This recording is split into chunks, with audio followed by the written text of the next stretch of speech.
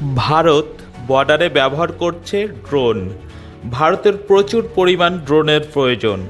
ভারতের রক্ষা মন্ত্রক ভারতের কোম্পানির সাথে 400 ড্রোনের চুক্তি বাতিল করল, কারণ ড্রোনের মধ্যে চীনের যন্ত্রপাতি ব্যবহার করা হয়েছে। এই ড্রোনগুলিতে সেনা তার যুদ্ধাস্ত্র, খাবার, ঔষধ ও নজরদারির জন্য কেনার চুক্তি করেছিল।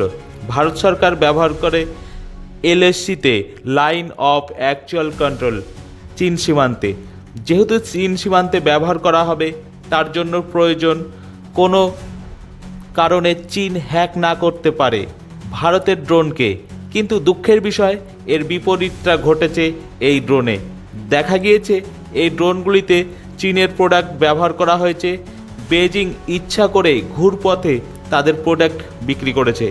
ভারতের রক্ষা মন্ত্রক চেন্নাইয়ের ডাক্সা আনম্যান্ড সিস্টেমকে ড্রোনের অর্ডার দিয়েছিল। আগের ডেলিভারি দেওয়া ড্রোন দুটি ঘটনা ঘটেছিল। প্রথমটি এলএসি লাদাখে ড্রোনকে নিচে নামানো যাচ্ছিল না। ভারতীয় সেনাবাহিনী ভেবেছিল হয়তো এটা কোনো যান্ত্রিক গোলযোগের জন্য হয়তো হয়েছে। দ্বিতীয় ঘটনাটি ঘটেছে আগের বছর আগস্ট মাসে ভারত পাকিস্তান বর্ডারে রাজৌরি সেক্টরে। ভারতের সেনাবাহিনী পাকিস্তান অকুপাইড কাশ্মীরে ড্রোন ওড়ানোর সময় নিয়ন্ত্রণ করতে পারছিল না ড্রোনটিকে।